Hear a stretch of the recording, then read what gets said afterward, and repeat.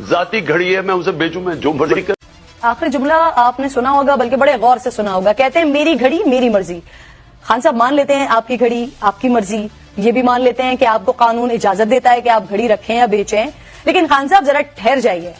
آپ ہیں وہ جو ہمیں ریاست مدینہ کی مثالیں سنایا کرتے تھے, لیکن وہاں تو ایک شخص بھری محفل میں اٹھتا ہے, اس ہستی اس شخصیت سے سوال کر لیتا ہے جو 22 لاکھ مربع میل پر حکومت کرنے والے ہیں, جن کے نام سے کفر کانپ اٹھتا ہے, جو مراد رسول ہیں, جو خلیفہ وقت ہیں, جن کا نام حضرت عمر فاروق رضی اللہ تعالیٰ عنہ ہے.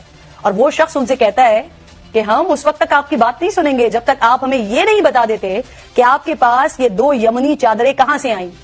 حضرت عمر فاروق رضی اللہ تعالیٰ عنہ وہ شخصیت کہ اگر غصے سے دیکھ بھی لیں کسی کی طرف تو شاید کسی میں آنکھ ملانے کی جرت نہ ہوتی, لیکن کیا انہوں نے آپ جیسا جواب دیا خان صاحب؟ ریاست مدینہ کے سربراہ نے اپنے بیٹے کو بلایا اور کہا کہ ذرا بتا دیجئے کہ میرے پاس یہ دوسری چادر کہاں سے آئی.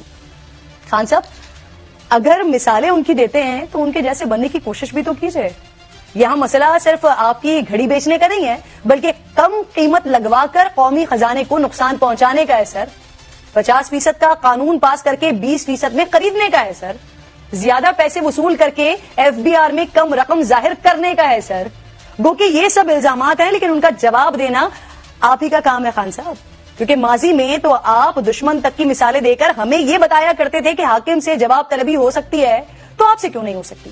سنیے خان صاحب جب آپ نے خود اسرائیلی وزیر اعظم کے تحفے کے متعلق کچھ بتایا تھا, سنیے.